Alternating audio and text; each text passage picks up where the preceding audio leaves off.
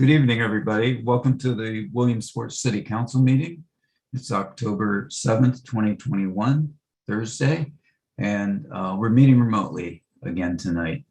We'll dive right into the agenda. Oh, I need to announce that Councilman Yoder won't be here tonight, and either will Mayor Slaughter. He's at a conference meeting. So we'll move to item 1, approval of City Council minutes of September 23rd, 2021. Is there a motion and a second from council? So moved. Second. It's been moved and seconded. Are there any questions, corrections, or anything in that nature? Hearing and seeing none, Mrs. Franklin, the motion, please. Mr. Mackey, Yes. Mr. Pelizzi, You're muted, Vince. Yes. Mrs. Katz, Yes. Mr. Banks, Yes. Ms. Mealy,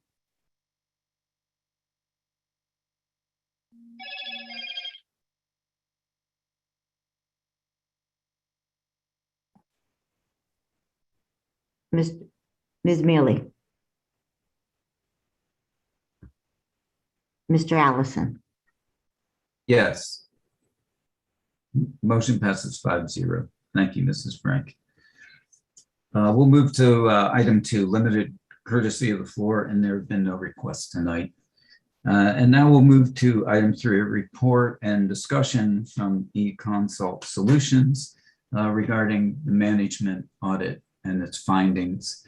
eConsult is the firm that we contracted with to do an audit study of everything that pertains to city government, our management, our financials, everything in that area. And this is the first public presentation that we're going to have from them and with them and with the public audience. So I want to welcome the team tonight. We're anxious to go over the findings with you, and I'll turn it over to Melissa Wright.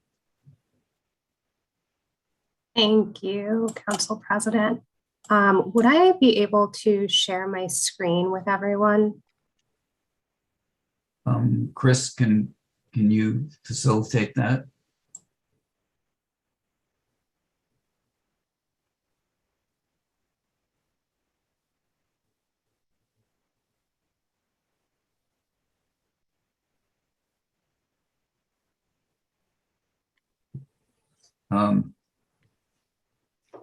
Oh, there he is. Chris?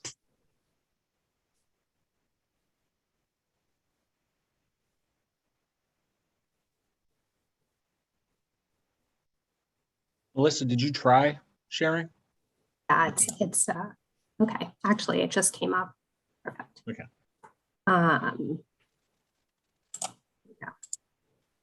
Oh, there we go. Thank you. Thank you. So we're very happy to be here and share all of this with you today. I'm actually going to turn it over to one of our principals, Steve Mullen, to kick us off and introduce the rest of the team. Thank you. Go ahead, Steve. Thank you, Melissa, and thank you, Council President, council members, and other audience and public here. First, we're very pleased. We appreciated the opportunity to work with you and continue on that here. Wanted to let you know that. I thought I can make the introduction to our team members to you on the screen. Steve Ray and I are principals at eConsult. Steve is the principal in charge of this project, and I know several of you have met him in person. Melissa is our director on the project, and I know virtually all of you have worked with Melissa on this. She's the direct person engaged and involved. And John Jablowski and Steve Wheeler are also they're advisors to us and also members of the team who you from whom you will hear a little bit later. We understood that there aren't enough Steves up in Williamsport, so we decided to pack the cord on this one here and make sure you got a lot of Steves involved here, just to make sure that there'd be a lot of heads turning if you call one of our names. But if you could shift ahead here, just wanted to spend not more than an hour or two here, giving a very brief outline of this program here. Some of you might know, might be familiar with what DCED, their Act 47 program, and a program they called the Early Intervention Program, which has been used for years. Some people call the Act 47 sort of the Roach Motel. You go in and you never come out. Here in the old Early Intervention Program was designed to, here, let's take a look, and are you set to go into an Act 47, or are there things you can do to avoid that? But one of the problems associated with that program was sort of if you called to look at that, it was almost like raising the white flag and saying, "Holy crow, we're going off the cliff here." So it was not a real palatable program unless you really were in terrible straits. So a lot of local governments, municipalities, and in some cases counties, were unable to take advantage of the program because it just had like a bad sort of bad vibes to it, especially in the fiscal world. So this program is a couple of years old, but it's really fundamentally an extension of the longtime early intervention program, and is meant to provide. The purpose of the program, as noted here, to provide financial and managerial and budget assistance, but hopefully long before you're going over a cliff or pulling up or raising the white flag here. But also, as you know, the Act 47 and the EIP programs were very much concentrated on budget efficiencies and budgeting and management. They've also started to extend to economic development and stuff. Okay, you can turn the screwdrivers, tighten up the bolts and fix things, but you always have to keep an eye or two on the future growth here, and that's where the sort of 5-year story comes into play. And what you'll hear tonight are our steps through the 5 project steps here: financial condition assessment, financial trend analysis, management audit, and multi-year 5-year forecast, and looking at some recommendations that we have for you and want to go through tonight. So with that, Melissa will be doing the primary presentation tonight, and she'll be joined by Steve, and John at various points throughout. And okay, so Melissa, I'll say take it away. So as Steve mentioned, a portion of this, of the 5 steps, is going through financial viability. So we've reviewed the past 5 years of budget information in addition to the 2021 budget. And so as you'll see from this chart, where the red line is your expenses or your costs and the blue line is the revenues, the city has run narrow surpluses or slight deficits over the past 5 years of actual results that we have access to. And then digging in a little bit deeper in the revenues, the vast majority of revenue for the general fund comes from various taxes levied with, and then if we take a little bit of a further dive, we'll see that real estate accounts for the largest, the bulk of tax revenue in general. And then on the expense side, public safety represents the largest portion of the budget, and I'm sure that you all know, but for folks listening who may not, that'll include the budget for police, fire, and codes. And then public works is the next largest. So taking all of that information into account, what we do is then we create a baseline forecast. So the solid lines are what we know to be, this left portion here is what we know to be true. And then these dotted lines are forecast out up until 2026. So given the trends in spending, we forecasted, and without intervention, there's a growing structural deficit going forward. And what this tells us is that as a city, there needs to be consideration for either new revenue streams or cost-saving measures to avoid this continual structural deficit going forward, and have an increase in the fund balance. And I'd also say that in addition to some of the places that we're talking about, there is a very unique opportunity in terms of funding and thinking about spending coming up, which is the American Rescue Plan.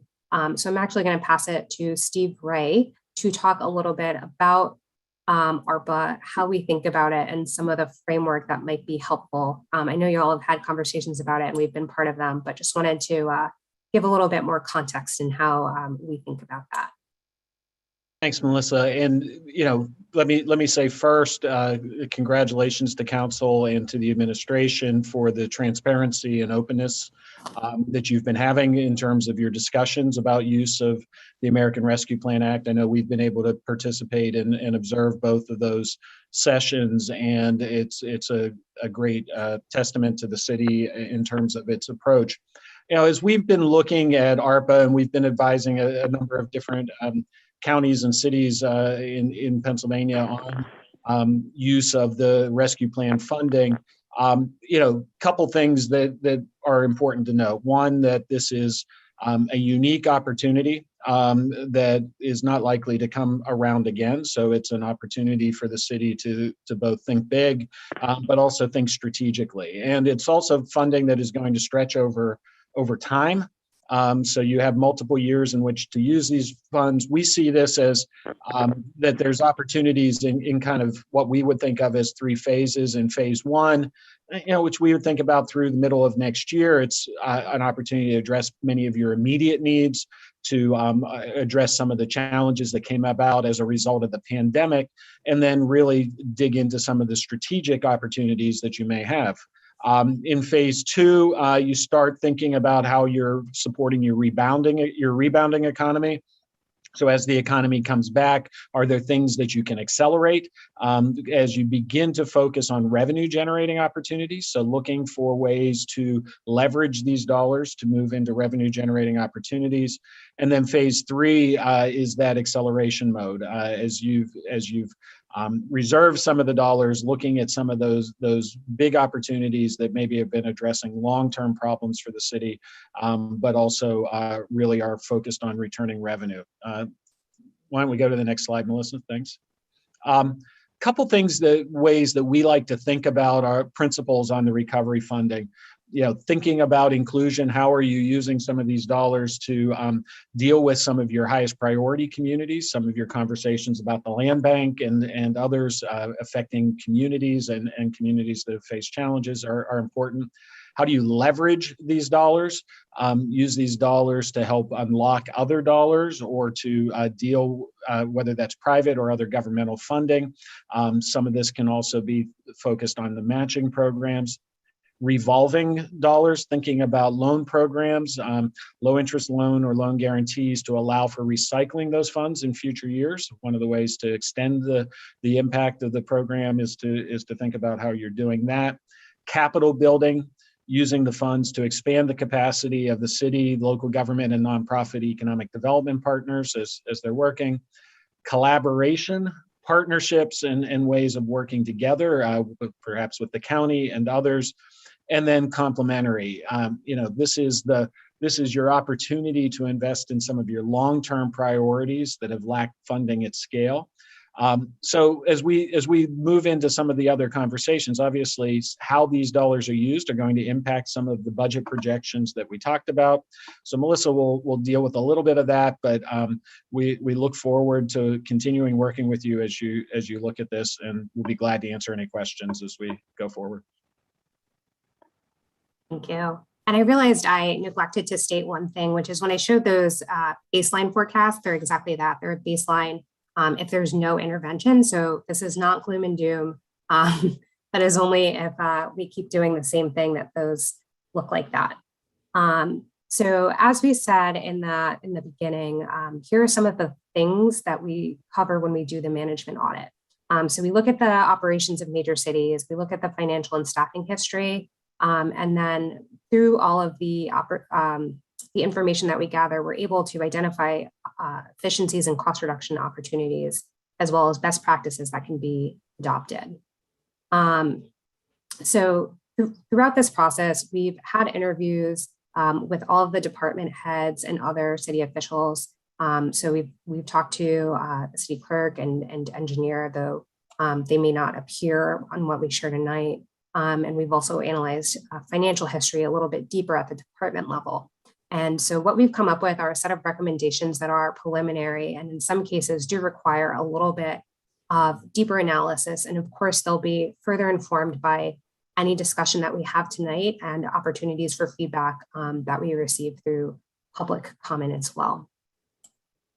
But I'd love to share some of the key findings with you. And these are just very high level. So we've seen that population decline and a housing stock that appears to be blighted are slowing revenue growth of the general fund. And while that growth is slowed, expenditures are continuing to increase and rise. We've also seen through our interviews with department heads that there are some staff shortages in key areas. So some of the main ones that we highlighted are community and economic development, finance, and recreation. We also saw and found opportunities to put long-term processes in place and systems that can help better manage capital expenditures and planning as well as services. And the last thing I'll highlight is just like a lot of municipalities around the nation, COVID has disrupted the city's operations and economic activity. And that's just going to require flexibility and adaptability on the part of everyone as we are a little bit less certain about what the future holds. So taking these findings, we came up with a set of recommendations.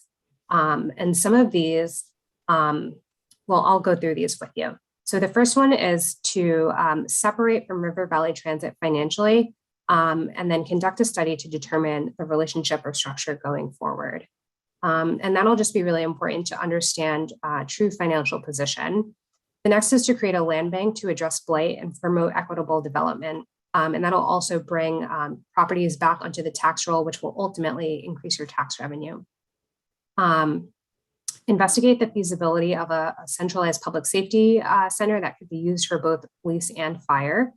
And then upgrading internal software systems to improve efficiency. And we'll see a little bit more about which departments those affect directly when we get into department level reviews. And in general, a move away from paper-based record keeping. We also identified an opportunity for cost sharing or regionalization across some services like police, fire, and public works. And then as mentioned in the findings, adjusting staffing levels to maintain quality services and support key city activities.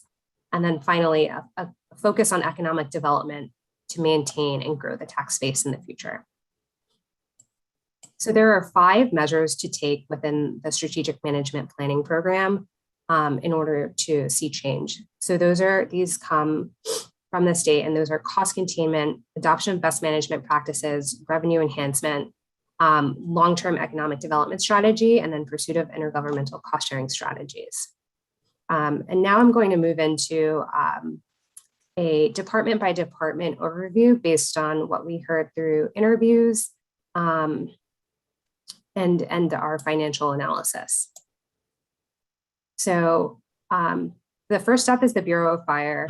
I won't read these slides to you, but I think one of the main things to highlight is that unlike other fire departments in the area, this is a full service career-based agency.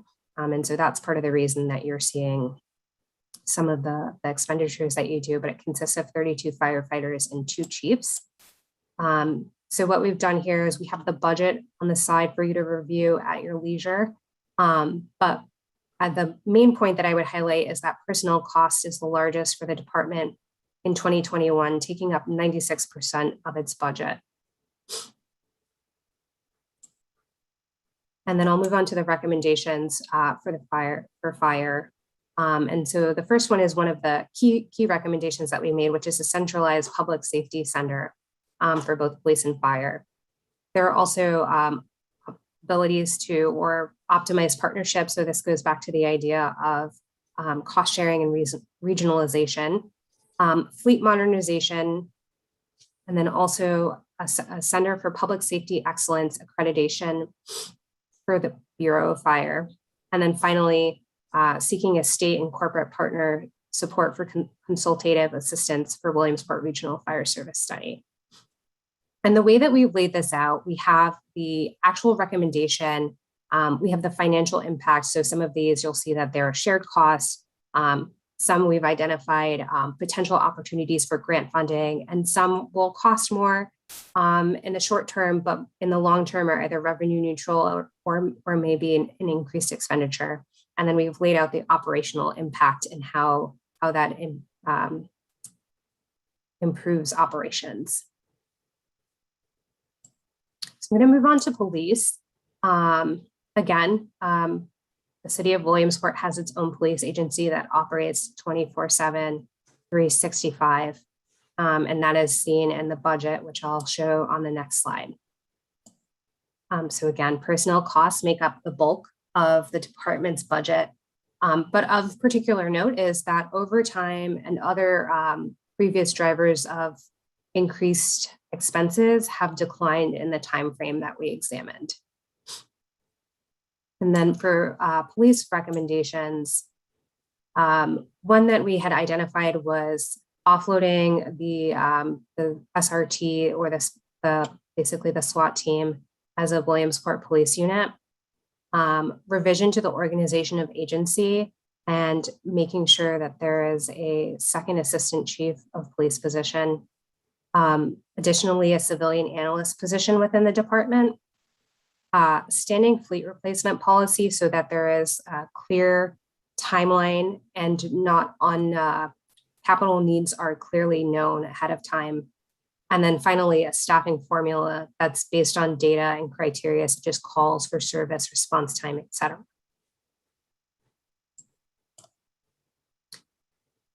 We also have the creation of a business optimization working group, a study on the current scheduling provisions, and then a formal inclusion of the police department administrators in the city's budget planning process.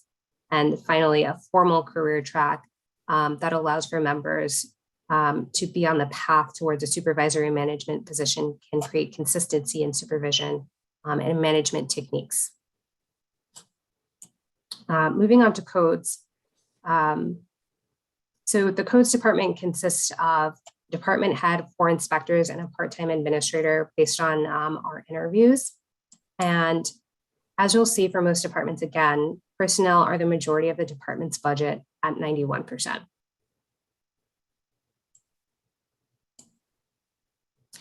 We had 2 recommendations for codes. One was to modernize the permitting system.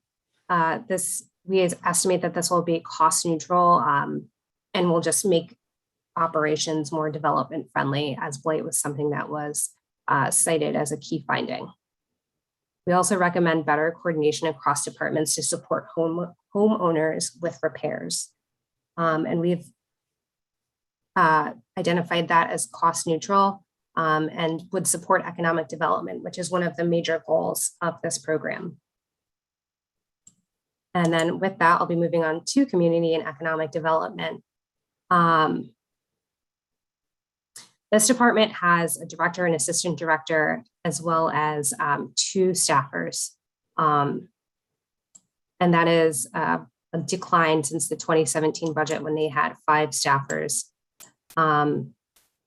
Their budget is quite interesting, and it's important to note that community and economic development does not consistently get funding. Only in 2018 did it receive an allocation from the general fund. Generally, all of the funding comes from CDBG or the Community Development Block Grant and other funds from the Housing and Urban Development. So our recommendations for community and economic development focus on supporting the formation of a land bank, and expanding the role of community and economic development. So general fund allocations will be really important going forward if economic development is to be a priority within the city. Tied to the land bank, there's the ability to invest in GIS or mapping software to support those efforts. We also recommend building a stronger connection with the local business community and understanding and getting a pulse on their feelings and connecting with anchor institutions. And finally, as tied to codes, coordinating across departments to support homeowners with repairs. Finance. So the finance department is responsible for financial activity, and their budget is actually slightly different from most other departments in that most of their budget comes from purchased services. And I suspect that part of this is because of the staffing allocation. And the recommendations that we have for the finance department are, one, as we saw with the key recommendations, financially separate from River Valley Transit. And I think one of the key implications here is that we know that we need to prepare for no longer being able to cover budget line items. Also investing in a new financial management system. This will improve operations and allow folks to do other tasks. And we've also identified potential grant funding for this through phase 2 of the strategic management planning program. And then finally, centralizing purchasing across all departments would have the ability to increase efficiency and potentially lower overall purchasing costs depending on economies of scale that are realized.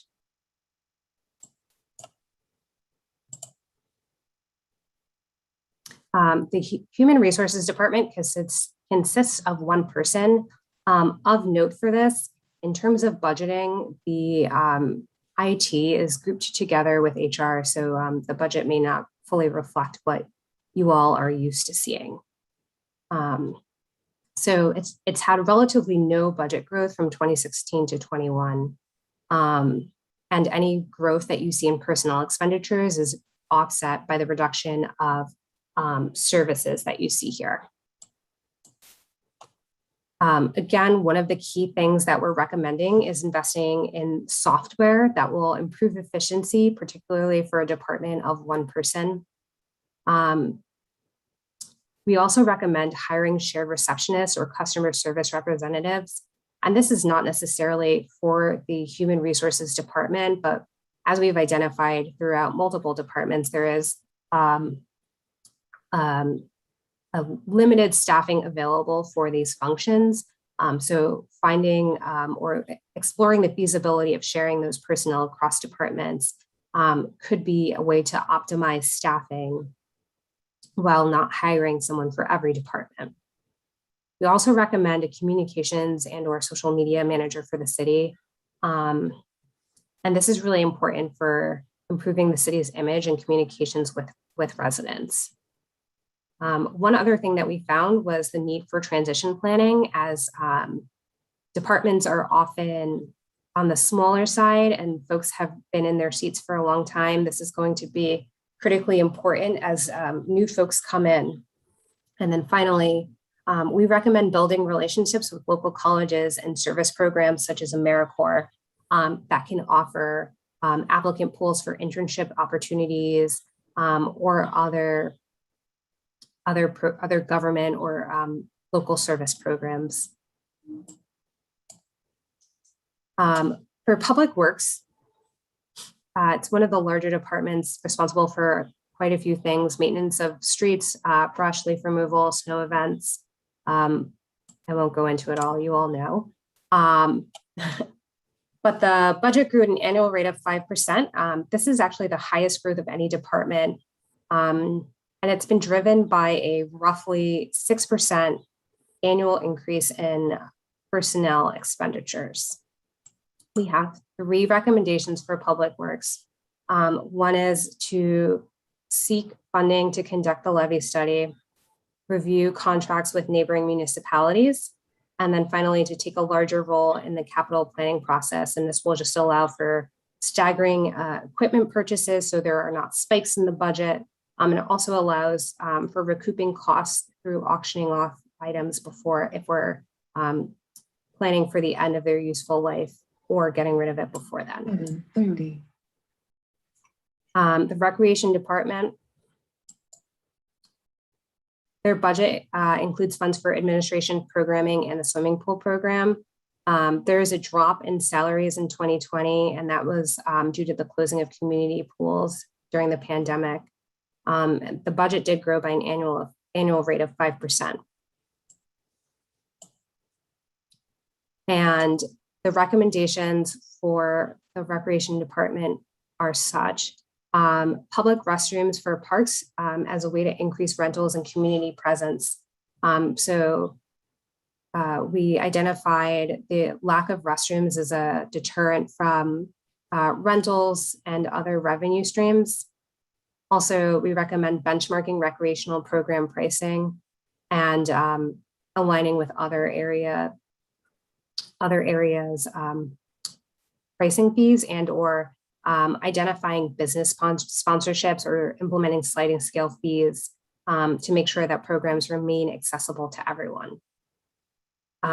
One opportunity that we also identified was connecting the trails using geotags as a way to increase tourism, recreational tourism tied to parks and trails.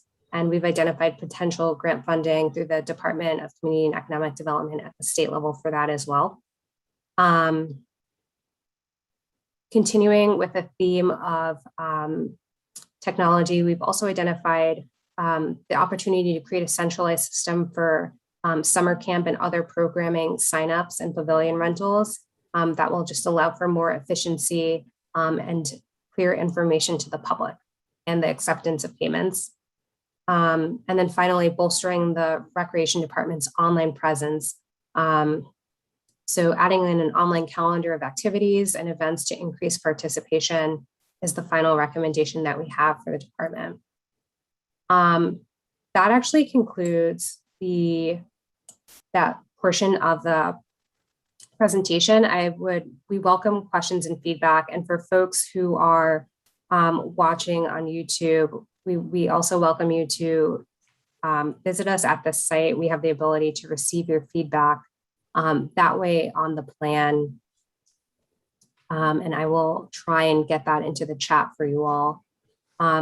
So in terms of next steps, we've completed the majority of the interviewing, and what will happen next is we'll create a formalized report that incorporates everything that's been discussed to date, as well as anything that comes out of tonight or the public feedback that we receive.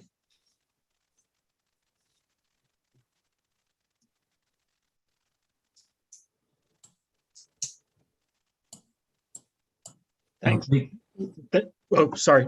Thanks, Melissa. And Council President, we're open to any questions or discussion, please.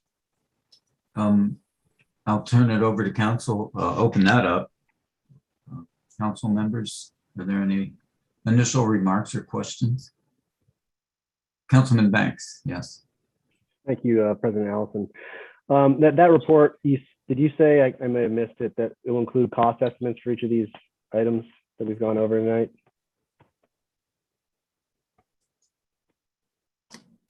If it includes cost estimates. So when I was referring to the cost estimates, I was referring to that column that has it as either cost revenue or neutral. But as we look a little bit further into each item, we'll have a better sense of exactly how much each thing will cost.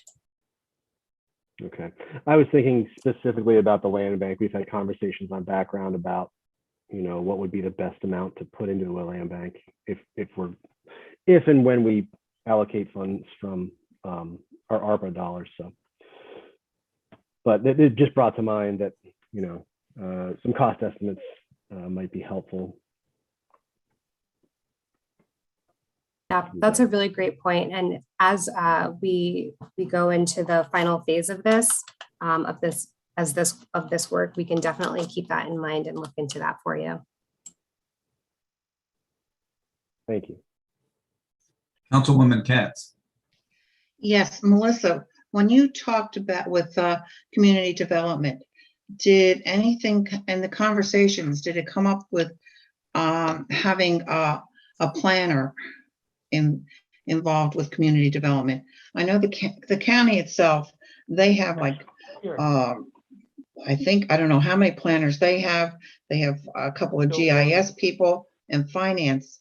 And are you seeing any of that need in community development?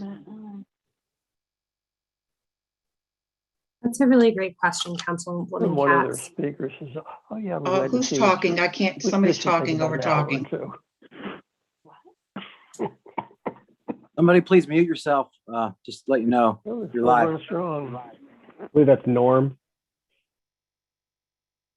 Hello? Yeah, we were hoping you could mute yourself, Norm. Sorry to jump on your position, Council President Allison.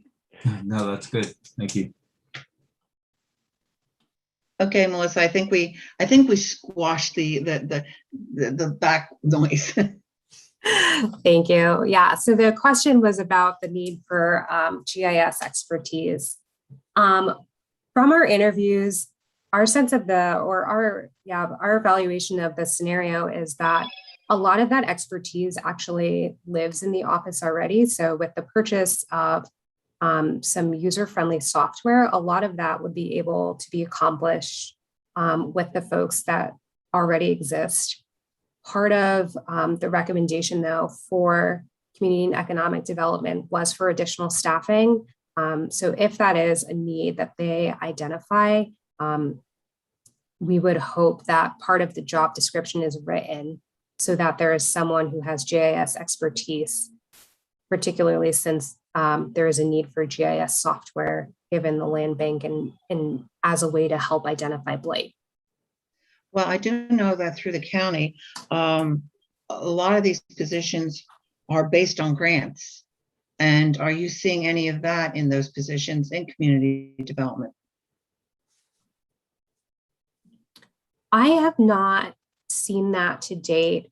I don't know if Steve or either of the Steves have seen that. Councilwoman, I think that would be something to potentially explore in the phase 2 conversations with DCED as you're looking, particularly if we can make the case that it has the potential to help grow revenues in the city, because one of the keys on this is how do we both how do we use economic development to grow the tax base through improvements in the quality and assessed value of the housing stock, as well as attraction of new business to the city. I think with adding some of the positions with GIS and a planner, I think, and community development and combining all of that, I think that I'm asking you because this is what your forte is, and wondering if this is how we can expand community development. I think it presents a good opportunity and would be one of the things I would want to look.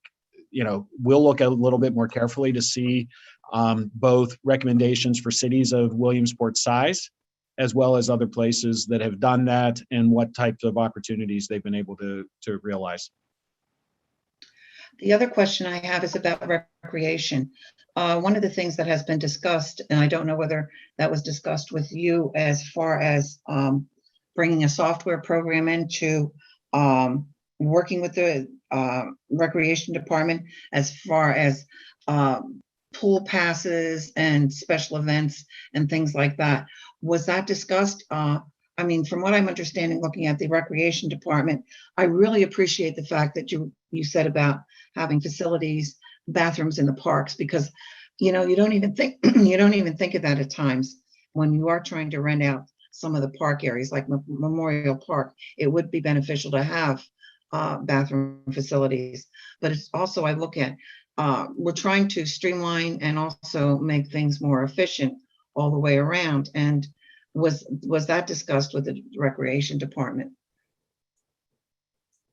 Yeah, so that was something that was discussed. It's my understanding that there was, I either some software implemented or that was either implemented or explored at some point, and it didn't pan out and didn't seem like something that would make that was of interest moving forward. I think that some of the pieces that we've identified are able to be implemented, not necessarily through software, but through some key integrations on the website. So that might be a good way to start with a less of a cost burden and commitment to the city than investing in software that maybe doesn't take off like the last time. I can understand what you're saying there. And also looking at the parks programs itself, we did at one point, several years ago, we did do more with social media and trying to promote the parks programs. We used to also do mailings and things like that, as far as promoting what was the events were going on, and also what was going on throughout the city through the parks program. And I think that's been neglected the last couple of years. And I think it's vitally important that you brought that up, that is important, that families in the city know what's going on in the city. And, that I think is important statement that you made there. I also would like to go to Public Works with you also.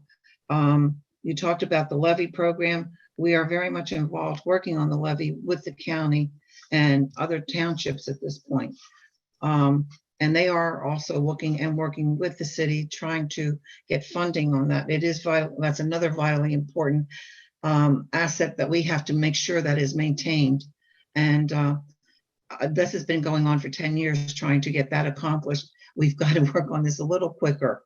So that is one aspect that you mentioned with the levy, but it has been brought to, with fruition through, we're working with the county to try and make so much more progress with this. As far as I want to also jump back to recreation.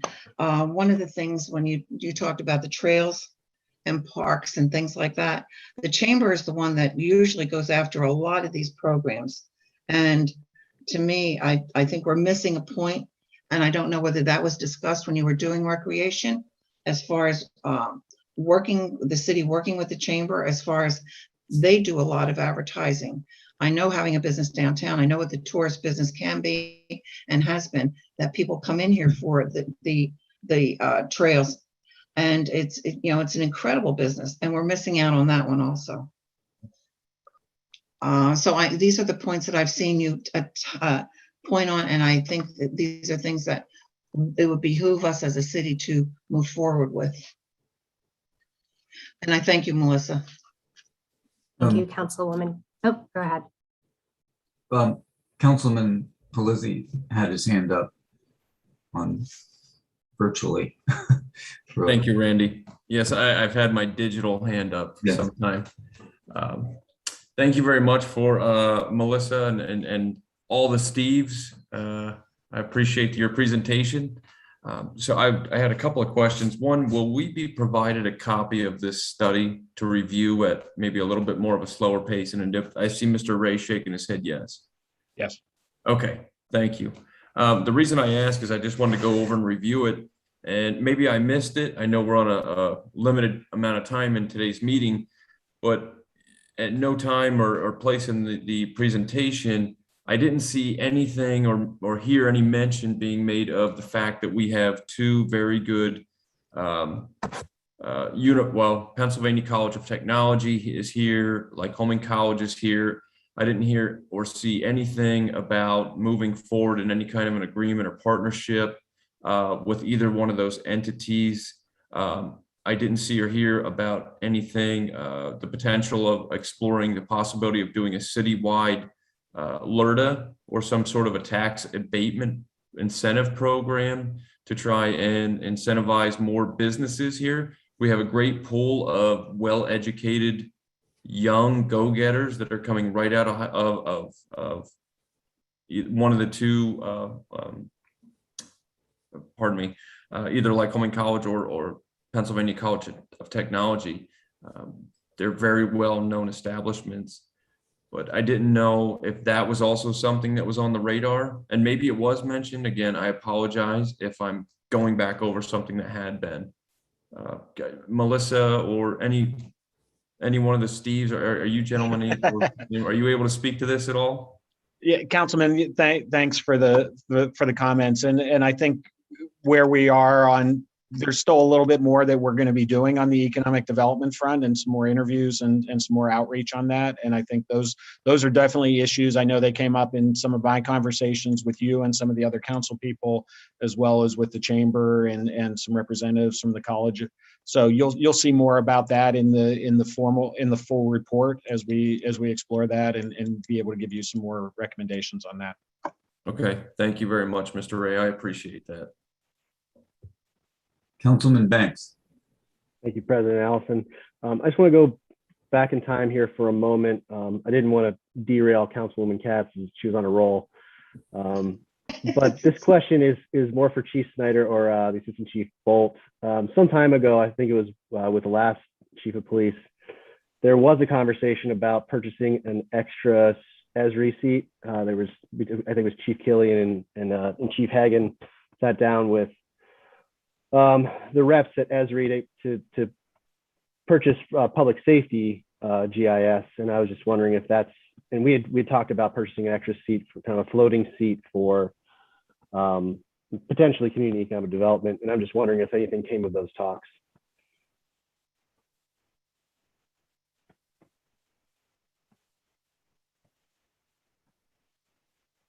Chief Snyder, Chief Bolt. Right now, I'm not sure of what took place with the talks with the last Chief of Police with that. So I couldn't talk too much on that right now. Thank you, Chief. I think that Chief Killian was really heading that up for the most part. So, but thank you. Sorry. Are there any other questions from council people?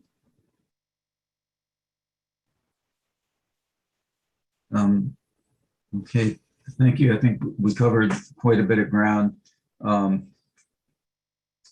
just want to revisit that $5 million deficit by 2026 to reinforce to the public that that's a estimate if we just sit tight and don't do a thing and let everything progress the way it has been.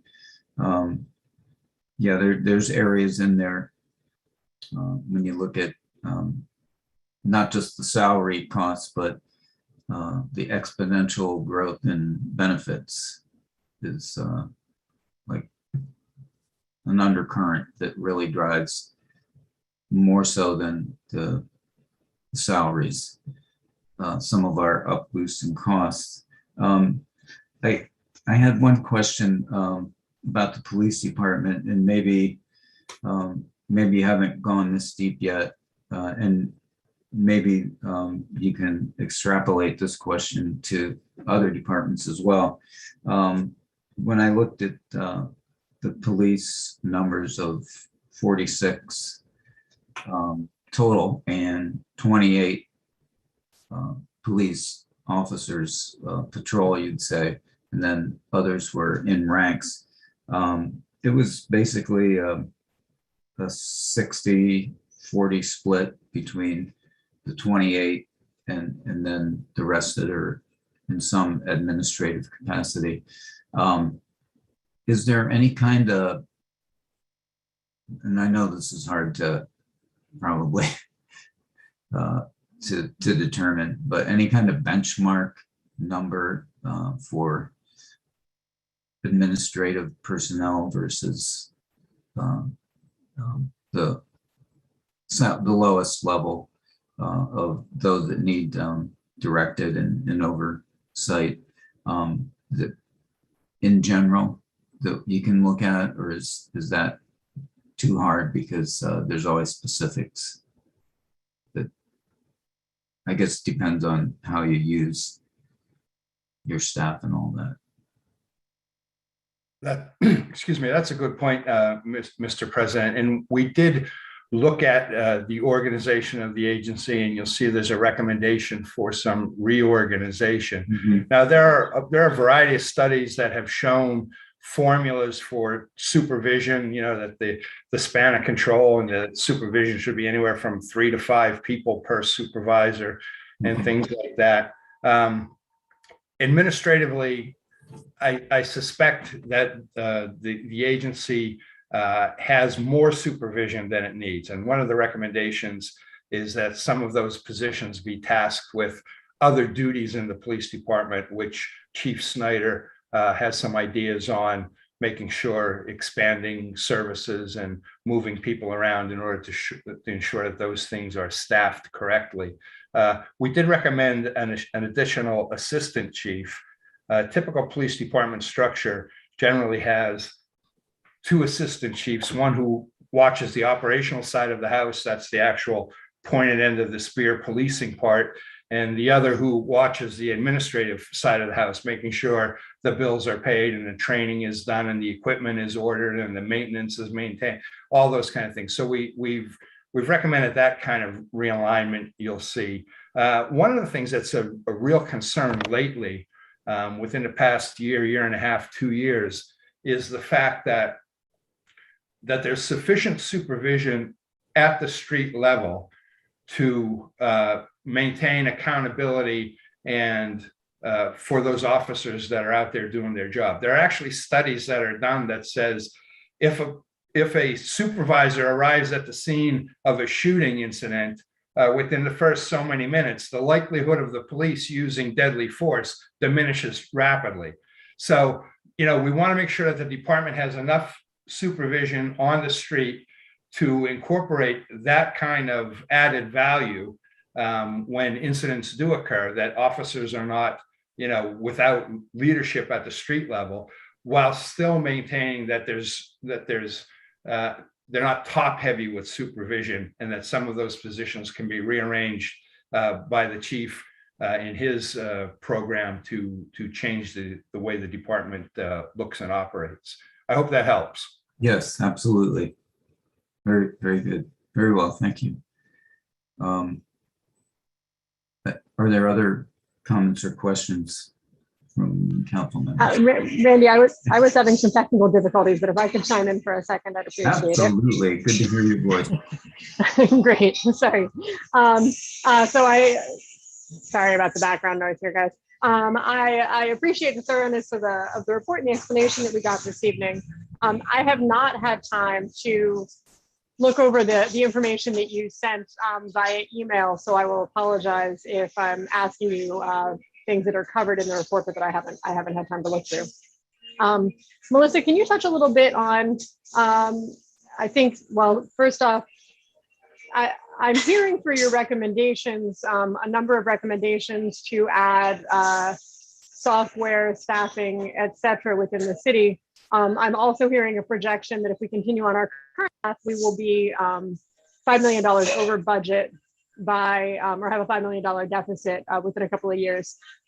Explain to me, financially speaking, how those two things gel and how you make a recommendation for a more solid financial footing for the city while keeping us within our budgetary restrictions.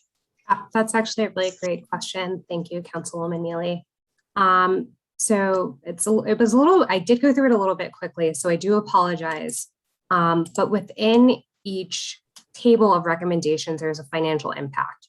And so for all of the technology that we've recommended, we've identified that there is the potential to seek out phase 2 STMP funding to cover those costs. So we will be looking a little bit with a finer point in terms of implementation costs versus year-over-year costs to maintain those systems. But the large bulk of that should be able to be covered through phase 2 funding. And then with the second part around staffing, in some but not all of those cases, increased staffing may have the ability to pay for itself either through the work that they're doing, generating income for the city in the instance of codes, or in parks and or in recs, recreation, additional signups or rentals. So some of those those recommendations also generate revenue that will offset the cost of the expenditure. Excellent. I look forward to looking at that, and I assumed that was the case. I just, as I said, haven't actually seen the numbers, so it would be exciting to see that as a possibility for us, because I know we've discussed for years the concept of adding staff and where can we add staff and save money. And it's a huge open question, I think, for a number of municipalities. If we add staffing, will we be able to see additional resources come to the city? I think I would ask that question more specifically. I know you recommended a couple of positions, a position, I believe, in the HR department, a communications position. And I think that it sounded to me as though that position could certainly be well used within the city. I'm wondering specifically if how you feel that position, and if you feel that the city needs any other kind of administrative management positions that would help us to achieve some revenue saving by sort of having people who keep on top of revenue. I know we discussed increased staffing in the finance department, which has clearly also been a need for a long time within the city that we haven't met. But I guess I'm specifically looking at whether finance and HR are our sole needs, or whether we need more overarching administrative staffing as well. So Melissa, maybe let me jump in a little bit. A couple of the recommendations, Councilwoman, that, you know, even thinking about some of the roles that we talked about, such as customer service representatives or some of the administrative assistant type positions. Part of the reason for looking at those is that currently you have more senior people fulfilling those roles and not being able to take on some of the roles that are more important in terms of either doing the functions that are part of their job responsibility, or helping to generate revenues in other ways by meeting with your citizens, meeting with your customers, helping to make those collections. So we think there's some potential for efficiencies that would come about as a result of some of these positions that could allow for more efficient use of your existing staff. I think the second piece that we did mention in the recommendations was transition planning and looking at succession planning within your staff. One of the ways that you start managing some of these expenses is looking at, when you have a retirement, how are you replacing that? Who's replacing that? And what is the long-term sustainability of those positions? So I think in both of those cases that's important.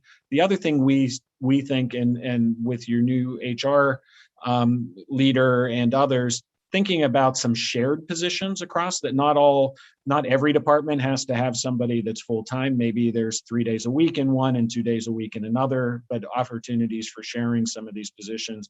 For example, the communications role we talk about, it would be shared really across the city, but when needed would be working with the police. Other times might be working with recreation or others. But Melissa, feel free to add on to that, but just wanted to jump in with that. I think that's exactly right. Thanks, and thanks for going back over it with me. I particularly like the idea of shared staff across departments in the city. I think that I think that is something that we have while we've been sharing staff with River Valley Transit for a long time, we haven't actually just been sharing staff across departments. And I think that you are right, that we are losing efficiency there. So that idea, I think the city should be looking at it as quickly as possible. Okay, thanks a lot, guys. Thank you, Councilwoman Mealy. Councilman Banks, did you have your? Okay. Councilman Mackey. Thank you, President Allison. Not so many questions, just a few thoughts here. First, I think this is a really great bird's eye view of our situation. And I really do look forward to diving into some of this stuff a lot more. I think everybody can see here that the Bureau of Police was the only department with 2 pages of recommendations. So I think we've got a lot of important, difficult decisions to make when it comes to the police. I definitely would be more interested in hearing a lot more about this civilian analyst position. That is intriguing to me. Any information that you might have on other cities our size that employ somebody like that, I think would be helpful. And I just lost my train of thought, but that's definitely one thing that stuck out to me. The civilian analyst position. Oh, I remember actually. Thank you. I just came back to it. When we talk about hiring more people, especially administrative positions, this is just kind of a general comment. And I think that we need to maybe revisit this residency requirement. I don't know if it's having the effect that we hoped it would have. And I'd be willing to hear other people's thoughts on it, but I feel like we need to come up with a different approach to not only hire quality candidates, but to also encourage them to live within the limits of the city. So. Thank you, Councilman Mackey. And I have one quick question to piggyback on the police department, one of the recommendations. The business optimization working group, is that within the police department or somebody working with the police department? Thank you, Mr. President. That would be within the police department. Okay. My experience is the guys that are actually using equipment and facilities and resources are the ones that know, we could get this cheaper here, or we could do it better there, or that kind of thing. So, constantly looking at how that's going and making recommendations to the chief, saying like, hey, chief, we could do this more efficiently, or we could buy this equipment over here better, or this particular piece of equipment comes with a, so all those kind of things, the people that actually use it, the various positions, whether you're a detective, a patrolman, a forensic specialist, a supervisor, they're the guys who know, what's being overspent and where they can find things that might be better cost effective. Right. That makes a lot of sense. And they may be doing that already. I haven't talked to the chief about that kind of structure, but it makes a lot of sense. And let the guys on the ground make the suggestions. Okay. Are there any other questions from council? And I don't hear any other questions or comments. So we've got a lot to chew on, and there's going to be a lot more coming in the coming weeks. Yeah, and Councilman, just a reminder, as Melissa did, we shared that social pinpoint website, which gives your citizens and others a chance to provide feedback. So if maybe there's a way that council can post that on your website, and that'll give a chance for some interaction with the citizens as well. Yes, we'd love that. Yep, great idea. And thanks for suggesting that. Well, thank you all for being here tonight, and it's nice to be carrying on this relationship and getting to know everybody better as the process goes through. So thank you for all. We look forward to finishing the report and sharing the final report with you. Wonderful. Okay. So are we. Okay. Well, you all have a good Council evening. members, thank you. Thank you. Thank you. Thanks. Thank you.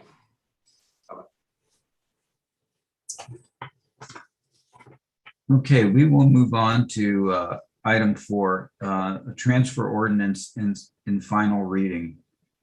Is there a motion and a second from council? So moved. Second. Moved and seconded. Any more discussion on that? And this is Mr. Pavlik. Do you have anything more to add to that, Mr. Pavlik? Nothing further to add. Okay. Hearing no questions or additions, Mrs. Frank on the motion, please. Mr. Mackey, Yes. Mr. Pelisi, Yes. Mrs. Katz, Yes. Mr. Banks, Yes. Ms. Mealy, Yes. Mr. Allison. Yes, motion passes 6-0. Thank you, Mrs. Frank. We will move on to item 5. Would you read that in short form, please, Mrs. Frank? Resolution awarding the professional engineering services design proposal for the 4th Street reconstruction project to Larson Design Group. Thank you, Mrs. Frank. Is there a motion and a second from council? So moved. Second. There is a motion and a second. Welcome tonight, Mr. Sander. Thank you. Good evening, everybody. So what we have before you is a resolution to award design services for the 4th Street section of 4th Street between Basin and Penn Streets. Essentially, I call it the DeSalvo's block. The block of the DeSalvo's and my common college is currently starting their music building on. For this project, we had 6 design firms that put in for the design services. I consulted with some other administrative folks, and we felt that Larson was the right fit for this particular project. They have the local connections. They work with the college extensively, and also have met with DeSalvo's quite a bit as well. Honestly, their proposal stood out the best for this particular project to me. Taking a step back for a second, financially, we received a grant from the state a few years back before I started for about $940,000. $644,000 approximately is from the state, and it also requires a local match from a local match. In this particular case, like Cumming County is going to provide the local match. However, we have to front the money for design. So in order to do that, I asked PennDOT if we could utilize our liquid fuel funds, and they said it was okay. So you have that in front of you as well. I'm trying to think of anything else that's significant. We discussed this in pretty good detail on Tuesday. And let me know if you have any questions. Like I said, this was reviewed in finance on Tuesday. It was given a positive recommendation. Okay, thank you, Mr. Sander. And I noticed Chris Kaiser's here from Larson Design. Welcome, Chris. It was reviewed in finance. Oh, there you are. I hear you. Yep, Randy, this was reviewed. Were you about to toss it to me? No, I heard Chris. I knew you were coming. Okay. Go ahead. Hey, Chris. All right, sure. Well, I actually had requested that Chris be here tonight. So Chris, thank you for coming. Because I was, we had, a good discussion in finance, and obviously we all saw this item a couple of years ago, and we had a good discussion about it at the time. But there were a handful of things that I wanted to clarify, because it has been so long since we initially looked at the design and the receipt of the grant with Larson Design, and that being Chris Kaiser in this case. One of them was, Chris, the budget for the streetscape on this block is, I believe, $920,000 in total. I'm assuming that will absolutely be enough money for us to cover this, correct? Yes, that should be sufficient. Okay. Is there anything that we could do with the surplus if there were surplus funds in this case? It's funny. I was trying to think of that before this agenda item came up a few minutes ago, and I would think we would probably want to maybe try and continue going west on 4th Street if possible, and just identify any areas along 4th Street. But obviously that would have to go to DCED to see, if he can expand the scope of work. Got it. Yeah, Chris, I actually something. I'm sorry. No, Chris, I actually asked Delta that themselves, and apparently that's a big issue with state grants. They go from point A to point B. If you try to stretch it to point C, it's quite a bit of it's not possible. So they will go for another grant for the next block further west, just letting you know. But I asked Teresa that a little while ago. Sorry to cut in there. I apologize. No, that's fine. But so basically, if we don't use this money, our hope is that we go to the state and say, look how efficient we were with the first pot of money you gave us. Now will you give us more? I think it's a totally valid approach. I'm just asking that's basically the strategy, right? Like I said, I actually asked that exact question to Delta, and Teresa said that it's not recommended to try to stretch the geometric distance, just because you want to. So that's where we actually. Right. Yeah. But what I'm saying is you're recommending basically that we say, hey, look, we didn't spend all the last set of funds you gave us. Would you give us different funds to do different work? I guess we could Right? try. We could try to well, stretch it other places. okay, yeah, sure. But anyway, I think we've seen a handful of elements in this project go over budget.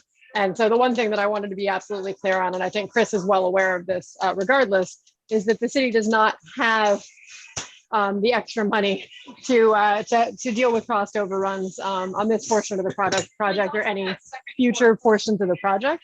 So I just wanted to make absolutely clear that this was the full pot of money we had for the project, and I think we have. The secondary question, Chris, that I had was that we had discussions once again a long time ago, several years ago, related to the initial design that was submitted to request the grant, and that initial design involved street bollards and street painting and a bunch of other things, and I said at the time, and I continue to feel, and it seems to me that the rest of council was with me at the time, but I'm not quite certain, that the city has done streetscape all over the CBD for various and sundry businesses, and that clearly fits within the purview of the grants we received. But it strikes me as inappropriate, and I think it probably would strike others in the community as inappropriate for us to go above and beyond the average streetscape work to benefit either a private business or an institution, only because it wouldn't be fair to other recipients within the CBD. So Mr. Sander had told me on Tuesday, and I have no reason to disbelieve him, that that some of the sort of additional portions of the project are not going to be pursued. But I just wanted to be clear that that was Larson Design's understanding as well. Yes. Okay, great. Then I think with the exception of that, Randy, this is kind of an in and out number in terms of the financials. We take the money out of the pot, it gets reimbursed by the county, and then it comes back to us. So in terms of the financial review, aside from making certain that we don't have any exposure, then that should be everything that we needed to know. We forwarded it to the full body of council with a positive recommendation. Thanks, Randy.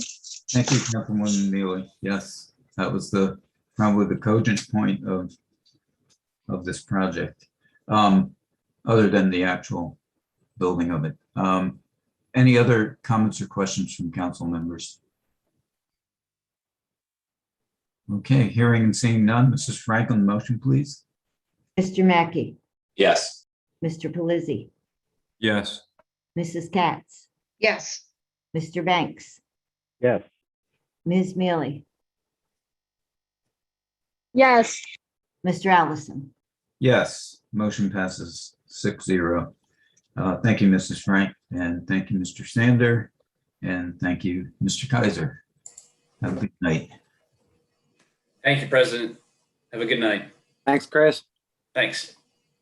And we'll move to item 6, which is also Mr. Sander. So in short form, please, Mrs. Frank. Resolution awarding professional design services for the Brandon Park band shell to Gannett Fleming. Thank you, Mrs. Frank. Is there a motion and a second from council? So moved. Second. There's a motion and a second, and we'll go to Councilwoman Mealy in finance. Or, no, I'm sorry. We'll go to Mr. Sander first. Sure, thank you. Good evening again. So this is awarding the design services to Gannett Fleming for the band shell. Currently, the city has $280,000 set aside. The city, county, and also the FCFP Foundation set aside for construction. This is for design, to finish out the design of the band shell. Gannett Fleming was previously designing and working on the band shell.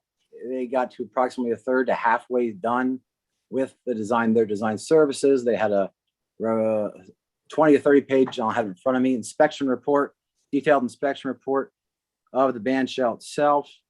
And then their work terminated. So I'm looking to rehire them to continue just because, quite frankly, if you give it to someone else, you lose a lot of traction and a lot of the experience that you already have with Gannett.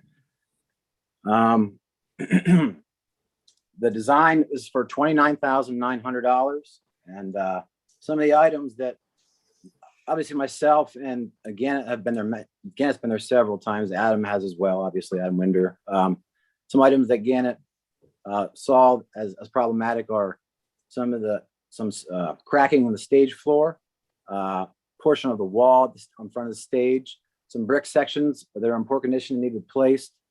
The roof gable, the roof needs completely replaced. ADA upgrades throughout, not only inside the bandshell, but on bandshell itself, but on the up to the bandshell stage, whether it be from the side or the back, and possibly looking at HVAC and electric upgrades if possible, if the budget allows. This was reviewed in finance in regards to funding. I spoke with Adam Winder on some looking for funding for this, and we found a couple viable options in the streets and parks budget that weren't spent, and you have those before you. This was, like I said, this was discussed in pretty good depth in Tuesday's finance meeting. It was recommended with positive recommendation as well. Any questions? Okay, thank you, Mr. Sander. Yes, I was able to listen in on that, and it was a very interesting discussion. Councilwoman Mealy was reviewed in finance. Yes, this item was reviewed in finance and forwarded with a positive recommendation. Only after some lively discussion, however, that I think revolved primarily around finance's point that we're finding money in the city budget to pay for continued design work on the bandshell to then accomplish some work on the bandshell. And so I think the general thrust of the finance committee discussions with Mr. Sander on Tuesday was we have $280,000 to spend on the bandshell after we complete the design work, regardless of whether Gannett Fleming finds $2 million worth of needs at the bandshell. We have $280,000 to spend. So it was our recommendation that we make clear to Gannett Fleming that while we hope to continue doing work on the bandshell, the initial project proposed that brought the bandshell up to operational capacity should total the amount of $280,000.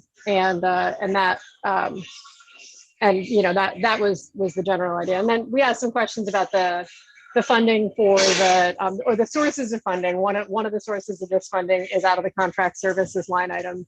And I was concerned that that might impact the amount of funding that we had to put into the purchase of Mr. Winder's time from RVT. But there are two contract services line items in the streets and parks budget, and this is not that line. So that's not of major concern. Except and unless, of course, we go over budget in the original contract services line item, in which case we will be looking for another source within streets and parks to drive the rest of the funding. All of that said, we did forward it to the full body of council with positive recommendation. I will defer to Mrs. Katz if she remembers any other elements of the discussion that I might have forgotten. Thank you, Councilwoman Mealy. I think you touched on everything that we did talk about. I do have a question for John or anybody else. Has the bandshell ever been put on the historic register by any chance? Registry? Does anybody know if that's been ever done? Or Liz, you would be involved. Is that? I believe it was, Bonnie. This is Joe Girardi. I can't say for fact, but I'm pretty sure it is. I believe you're correct, Joe. If that is true, would there not be some funding available for something like that? This only came up because I had a couple of phone calls from people when they saw this was on the agenda. A couple of years ago, we tried venturing down that avenue, and that's where we ended up with the funding sources that we currently have. And maybe we can continue on that path? Yes, I think that's definitely a viable option. We can definitely look into that. And if I could just jump to the other subject that came up about the reimbursement to RVT for my salary. I know. Adam, not to interrupt you, but you're hard to hear. I can't hear you myself. I don't Yeah, know if you're a anybody little else- muffled, Adam. Sorry, is this better? A little bit. Okay. Just a sorry, whisker. These microphones we have are garbage. If I can just jump back to the contract services line item and answer the question that I know that keeps coming up. We did tally up my hours for streets and parks for this year to date. And the grand total with benefits and everything would be $23,835.86.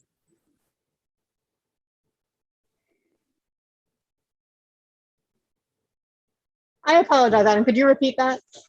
$23,835.86 year to date. Okay, now that we got that out of the way, with the band shell, as we discussed, as Liz brought it up, that we put a cap on how much we want to spend. We don't want to go over this. And if we can get some funding for this, because the list of what needs to be accomplished in the band shell is really a big list. And if we could start getting that accomplished with funding, maybe we can accomplish most of what needs to be done. The other thing too, Adam, I know a lot of streets and parks employees have been working on the band shell. They always have, and you know, I think that'll always be there.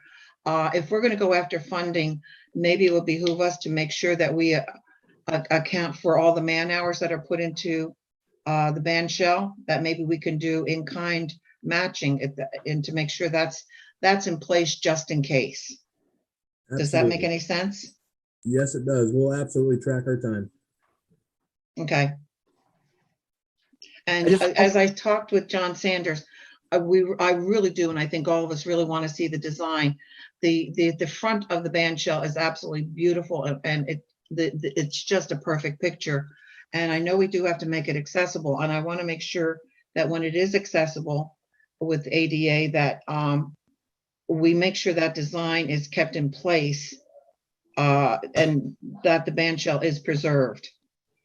And that's why I would really want to see the designs when they come up with this. And Bonnie, if I'm correct on it, if we're doing anything to the exterior of this building, it would have to go through the state for their approval through the historic district. Okay, there we go, right there. Okay. I just wanted to point out one more minor item. I did like Lycoming County has $20,000 set aside for the band shell. I did plead with them to try to get them to release that for design. They weren't able to. So I've got numerous folks telling me, please get the band shell going, please get the band shell going, including people that are funding the project. So that's why I'm here today, so to speak.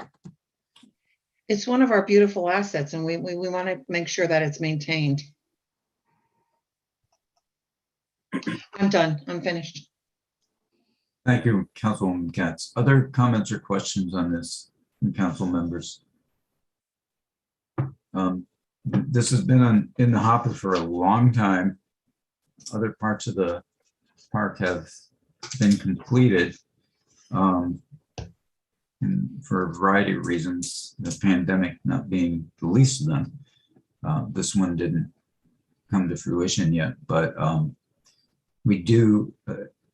It's funny, but when you have a lapse, sometimes things change and numbers change. So you know, the dig down deep exploration of this ongoing project is really well worth it, because we don't have any money to spare on this. So thank you for all the good work in finance, and thank you, Mr. Sander, for all the good work you've done on this to bring it back up and get it moving again.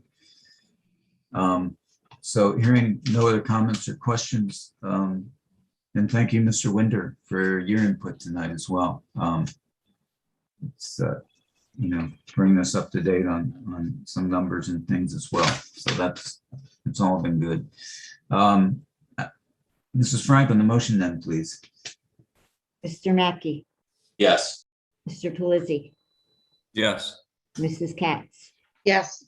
Mr. Banks, Yes. Ms. Mealy, Yes. Mr. Allison. Yes, motion passes 6-0. Thank you, Mrs. Frank.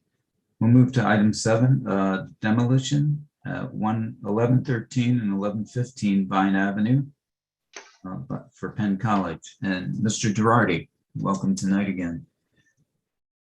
Yes, thanks for having me. What you have before you is a request for a demolition permit for 1113, 1115 Vine Avenue. This property is the only property left in a block area where presently right now Penn College uses that area for parking. They requested demolish this building because it really doesn't fit into their needs at the college. I believe what you'll find is they'll come back through and with a drawing showing a parking lot layout. Now that parking lot layout will not come in front of council because it's not a land development based on the size that they're adding to the existing parking lot. But it still would have to meet the requirements, meaning trees, drainage, and so forth. But at this point, if they do not do anything within the 3-month period of time, they'll have to exceed it.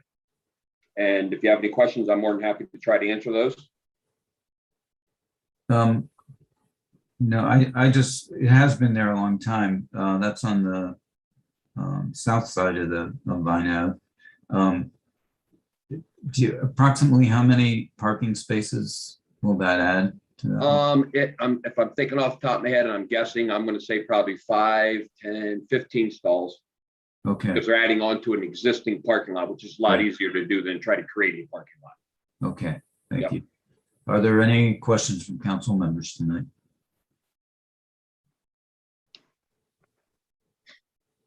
Okay, is there a motion and a second on this demo? I'll move. Second. It's moved and seconded. There was no discussion or no question. So Mrs. Frank on the motion, please. Mr. Mackey, Yes. Mr. Pelisi, Yes.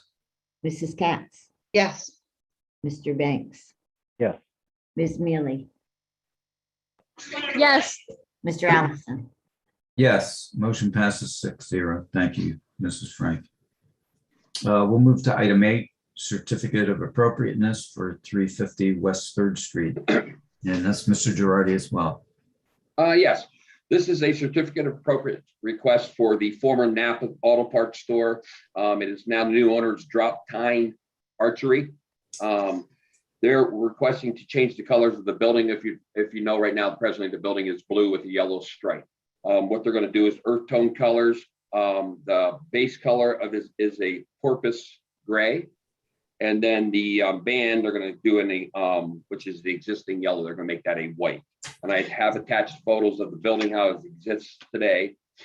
And the colors, now again, the color samples, I'm sorry, the way you copy them, it comes out this way. But it's a gray and it's also an off-white, which are earth tone colors, which are permitted in the central business district.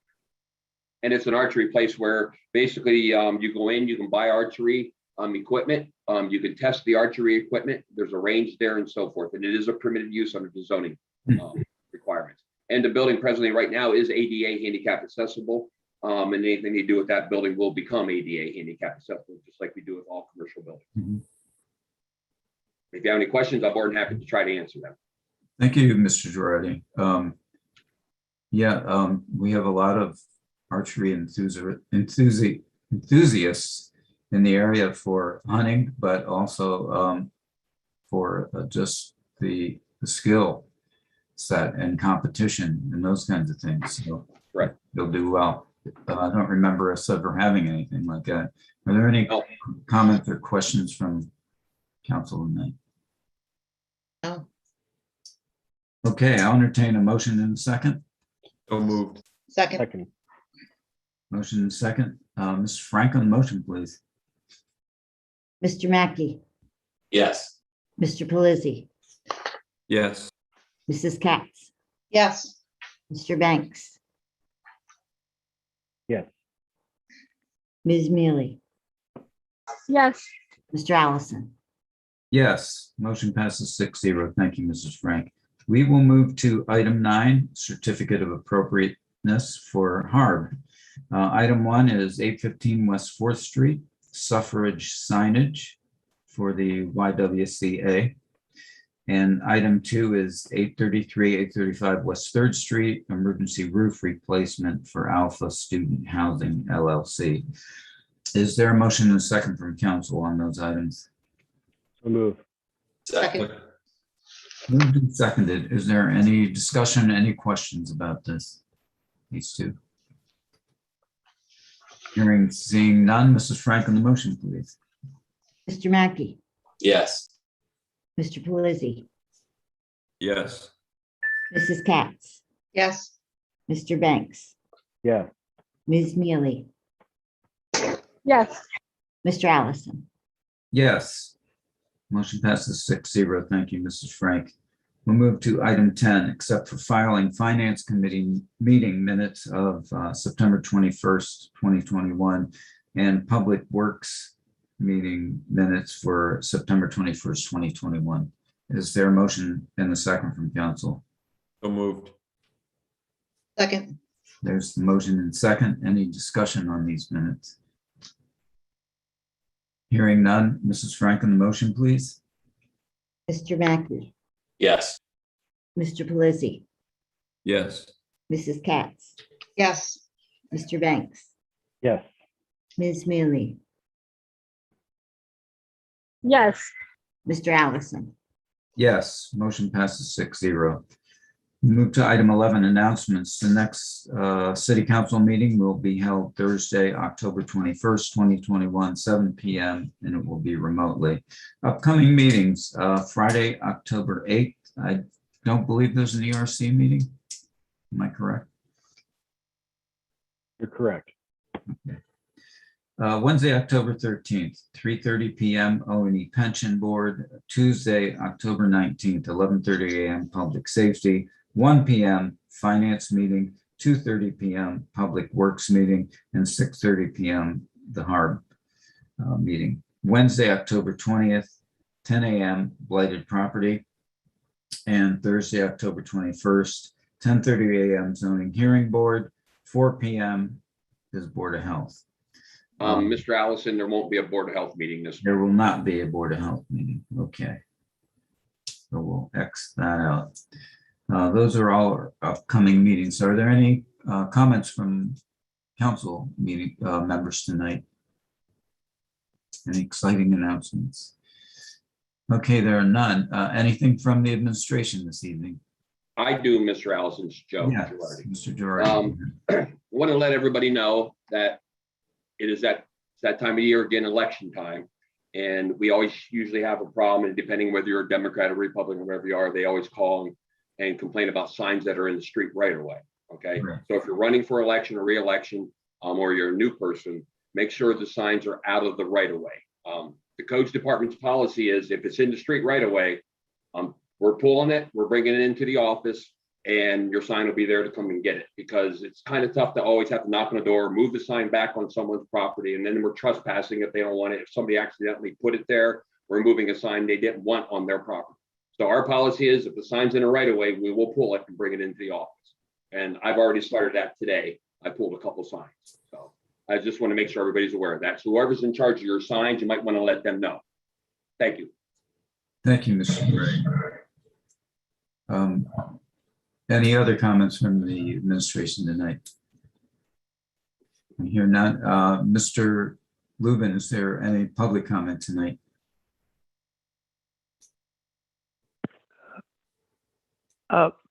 President Allison, I have not received any emails. I don't know if Mrs. Frank or Chris have received any.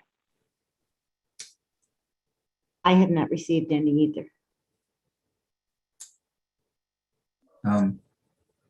Chris, have you received any emails?